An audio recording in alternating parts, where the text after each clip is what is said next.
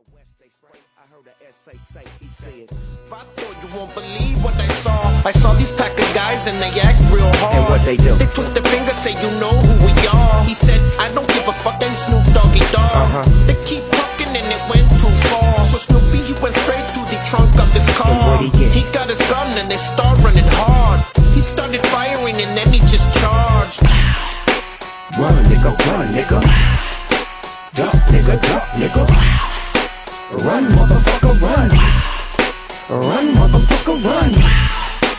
Run, nigga, run, nigga. Duck, nigga. Run, motherfucker, run.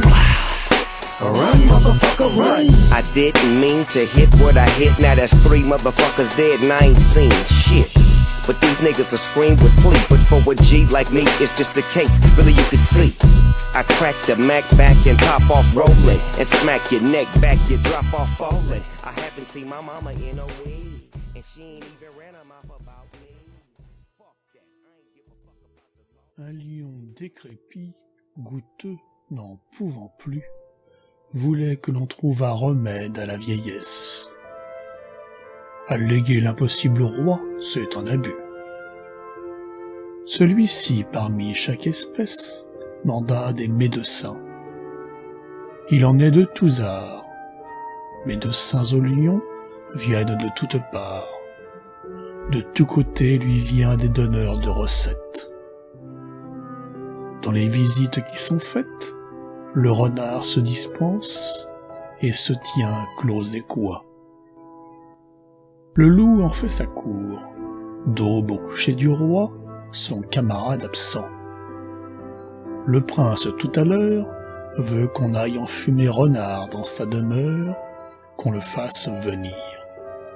Il vient, est présenté, et sachant que le loup lui faisait cette affaire, « Je crains, sire, dit-il, qu'un rapport peu sincère ne mette à méprise imputé d'avoir différé cet hommage. Mais j'étais en pèlerinage, et m'acquittais d'un vœu fait pour votre santé. Même, j'ai vu dans mon voyage gens experts et savants. Leur ai dit la langueur dont votre majesté craint à bon droit la suite. Vous ne manquez que de chaleur. Le langage en vous l'a détruite. D'un loup écorché vif, appliquez-vous la peau toute chaude et toute fumante. Le secret sans doute en est beau, pour la nature défaillante. Messire Loup vous servira, s'il vous plaît, de robe de chambre. Le roi goûte cet avis-là. On écorche, on taille, on démembre Messire Loup. Le monarque en soupa, et de sa peau s'enveloppa. Messieurs les courtisans, cessez de vous détruire.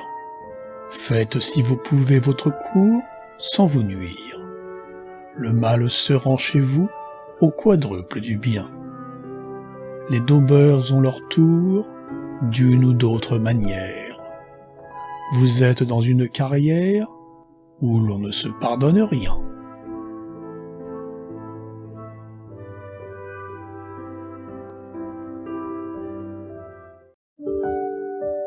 Le chat, la belette et le petit lapin.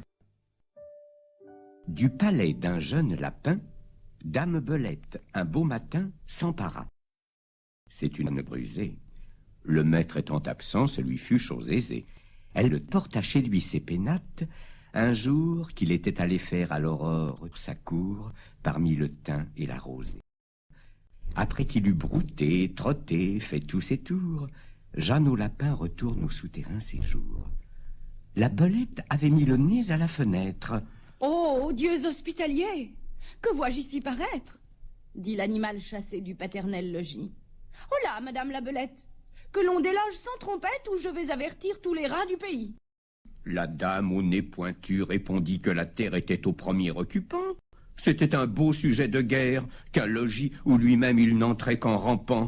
Et quand ce serait un royaume, je voudrais bien savoir, dit-elle, quelle loi en a pour toujours fait l'octroi à Jean, fils ou neveu de Pierre ou de Guillaume, plutôt qu'à Paul, plutôt qu'à moi. Jean Lapin allégua la coutume et l'usage. Ce sont, dit-il, leurs lois qui m'ont de ce logis rendu maître et seigneur, et qui de père en fils l'ont de Pierre à Simon, puis à moi Jean, transmis.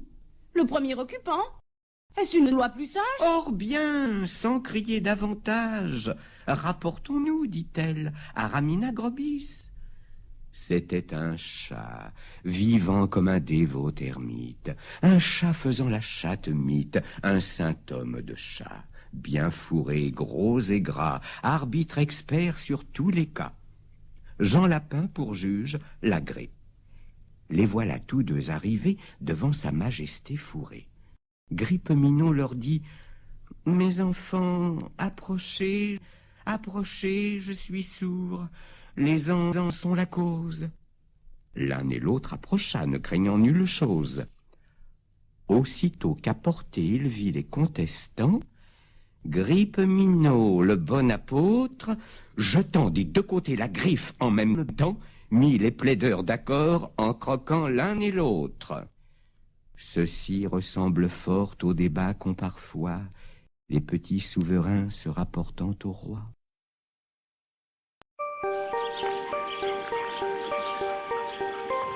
Le loup et l'agneau.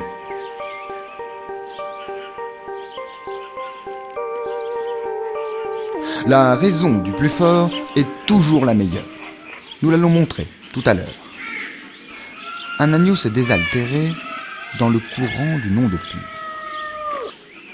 Un loup survint, à jeun, qui cherchait aventure, et que la faim en ces lieux attirait. « Et il te rend si hardi de troubler mon breuvage !» dit cet animal plein de rage.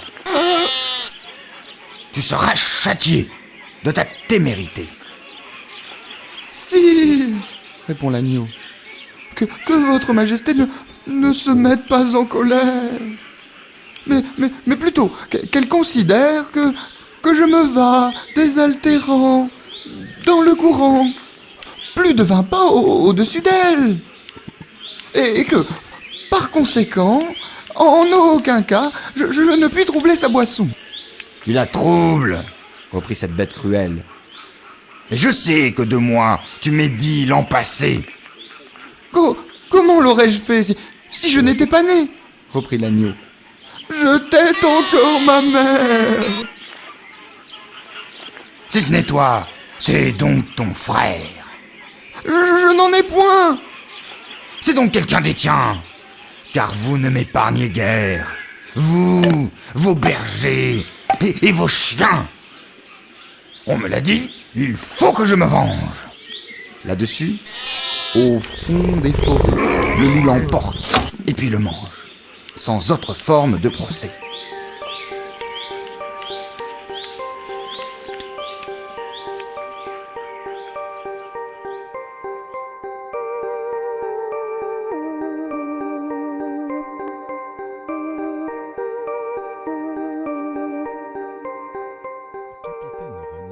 Allait de compagnie avec son ami Bouc des plus hauts encornés. Celui-ci ne voyait pas plus loin que son nez. L'autre était passé maître en fait de tromperie. La soif les obligea de descendre en un puits. Là, chacun d'eux se désaltère. Après qu'abondamment tous deux en eurent pris, le renard dit au bouc: « Que ferons-nous, compère? Ce n'est pas tout de boire, il faut sortir d'ici. Lève tes pieds en haut et tes cornes aussi. Mets-les contre le mur, le long de ton échine je grimperai premièrement. Puis sur tes cornes mets le vent, à l'aide de cette machine, de ce lieu-ci je sortirai. Après quoi je t'en tirerai. »« Par ma barbe, dit l'autre, il est bon, et je loue les gens bien sensés comme toi. Je n'aurais jamais, quant à moi, trouvé ce secret, je l'avoue. » Le renard sort du puits, laisse son compagnon, et vous lui faites un beau sermon pour l'exhorter à patience. Si le ciel t'eût, dit-il, donné par excellence autant de jugement que de barbe au menton, tu n'aurais pas, à la légère, descendu dans ce puits. Or, adieu, j'en suis hors. Tâche de t'en tirer et fais tous tes efforts. Car pour moi, j'ai certaine affaire qui ne me permet pas d'arrêter en chemin. En toute chose, il faut considérer la fin.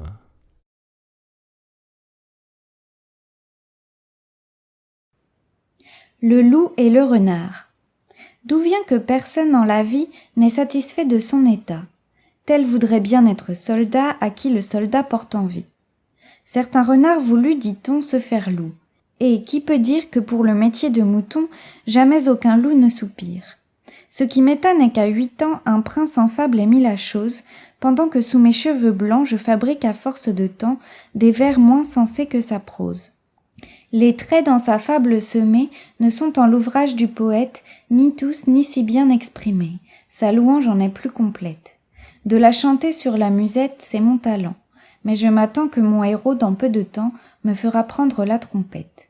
Je ne suis pas un grand prophète, cependant je lis dans les cieux que bientôt ces faits glorieux demanderont plusieurs Homères, et ce temps-ci n'en produit guère. Laissant à part tous ces mystères, essayons de conter la fable avec succès. Le renard dit au loup: « Notre cher, pour tout mets j'ai souvent un vieux coq ou de maigres poulets. C'est une viande qui me lasse. Tu fais meilleure chair avec moins de hasard. J'approche des maisons, tu te tiens à l'écart. Apprends-moi ton métier, camarade, de grâce. Rends-moi le premier de ma race qui fournisse son croc de quelques moutons gras. Tu ne me mettras point au nombre des ingrats. » « Je le veux, dit le loup, il m'est mort un mien frère. Allons prendre sa peau, tu t'en revêtiras. Il vint et le loup dit: « Voici comme il faut faire, si tu veux écarter les matins du troupeau. » Le renard, ayant mis la peau, répétait les leçons que lui donnait son maître. D'abord il s'y prit mal, puis un peu mieux, puis bien. Puis enfin il n'y manqua rien. À peine il fut instruit autant qu'il pouvait l'être, qu'un troupeau s'approcha. Le nouveau loup y court et répand la terreur dans les lieux d'alentour. Tel, vêtu des armes d'Achille, Patrocle mit l'alarme au camp et dans la ville. Mères, brus et vieillards, au temple couraient tous. L'hoste au peuple bêlant crut voir 50 loups. Chiens, bergers et troupeaux, tout fuit vers le village et laisse seulement une brebis pour gage. Le larron s'en saisit. À quelques pas de là, il entendit chanter un coq du voisinage.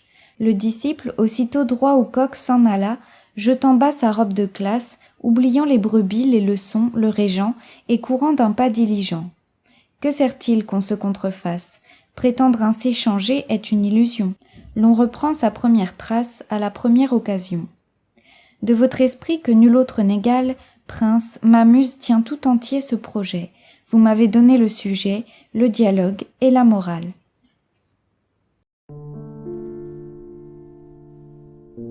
Back to the future. Un loup n'avait que les os et la peau, tant les chiens faisaient bonne garde. Ce loup rencontre un dogue, aussi puissant que beau, gras, poli, qui s'était fourvoyé par mégarde. L'attaquer, le mettre en quartier, sire loup l'eût fait volontiers, mais il fallait livrer bataille. Et le matin était de taille à se défendre hardiment. Le loup donc l'aborde, humblement, entre en propos et lui fait compliment sur son embonpoint qu'il admire. Il ne tiendra qu'à vous, beau sire, d'être aussi gras que moi, lui repartit le chien. Quittez les bois, vous ferez bien. Vos pareils, ils sont misérables, cancres, airs et pauvres diables, dont la condition est de mourir de faim. Car, quoi, rien d'assuré, point de franche lipée, tout à la pointe de l'épée. Suivez-moi, vous aurez un bien meilleur destin. Le loup reprit. Que me faudra-t-il faire? Presque rien, dit le chien. Donner la chasse aux gens portant bâton, et mendiants, flatter ceux du logis, à son maître complaire. moyennant quoi votre salaire sera force relief de toutes les façons, eau de poulet, eau de pigeon, sans parler de maintes caresses. Le loup déjà se forge une félicité qui le fait pleurer de tendresse. Chemin faisant, il vit le col du chien pelé. « Qu'est-ce là ?» lui dit-il. « Rien. »« Quoi rien ?»« Peu de choses. Mais encore, le collier dont je suis attaché de ce que vous voyez est peut-être la cause. » « Attaché, dit le loup. Vous ne courez donc pas où vous voulez ? Pas toujours, mais qu'importe. Il importe si bien que de tous vos repas je ne veux en aucune sorte, et ne voudrais pas même à ce prix un trésor. » Cela dit, Maître Loup s'enfuit et court encore.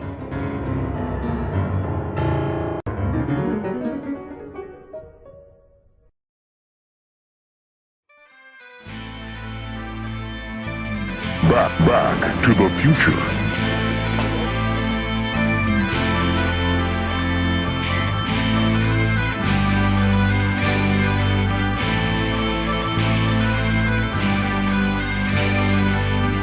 C'est dans 10 ans, je m'en irai, j'entends le loup et le renard chanter. C'est dans 10 ans, je m'en irai, j'entends le loup et le renard chanter.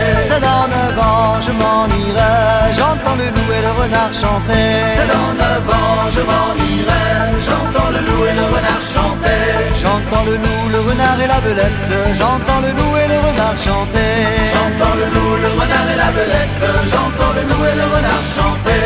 La jument de Michaud et son petit poulain sont passés dans le pré, ont mangé tout le foin. La jument de Michaud et son petit poulain sont passés dans le pré, ont mangé tout le foin. L'hiver viendra, les gars, l'hiver viendra, la jument de Michaud, elle s'en repentira. L'hiver viendra, les gars, l'hiver viendra, la jument de Michaud, elle s'en repentira. C'est dans 8 ans, je m'en irai, j'entends le loup et le renard chanter. C'est dans 8 ans, je m'en irai, j'entends le loup et le renard chanter. C'est dans 7 ans, je m'en irai, j'entends le loup et le renard chanter. C'est dans 7 ans, je m'en irai, j'entends le loup et le renard chanter. J'entends le loup, le renard et la belette, j'entends le loup et le renard chanter. J'entends le loup, le renard et la belette, j'entends le loup et le renard chanter. La jument de Michaud et son petit poulain sont passés dans le pré, ont mangé tout le foin. La jument de Michaud et son petit poulain sont passés dans le pré, ont mangé tout le foin. L'hiver viendra, les gars, l'hiver viendra, la jument de Michaud, elle s'en repentira. L'hiver viendra, les gars, l'hiver viendra, la jument de Michaud, elle s'en repentira. Hey!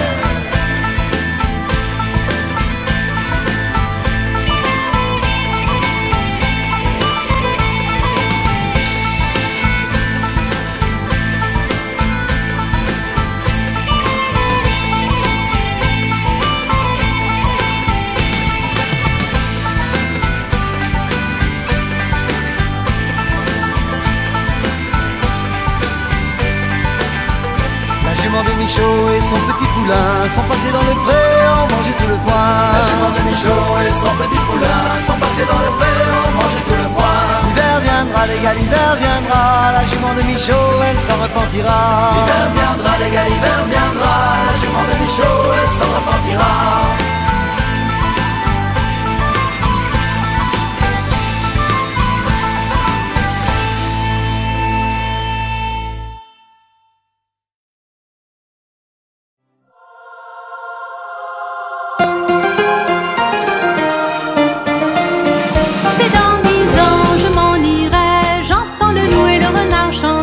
C'est dans 10 ans, je m'en irai, j'entends le loup et le renard chanter. J'entends le loup, le renard et la belette, j'entends le loup et le renard chanter. J'entends le loup, le renard et la belette, j'entends le loup et le renard chanter. C'est dans 8 ans, je m'en irai, la jument de Michaud a passé dans le pré. La jument de Michaud et son petit poulain a passé dans le pré, manger tout le foin. La jument de Michaud et son petit poulain a passé dans le pré, manger tout le foin. L'hiver viendra, les gars, l'hiver viendra, la jument de Michaud, elle s'en repentira. L'hiver viendra, les gars, l'hiver viendra,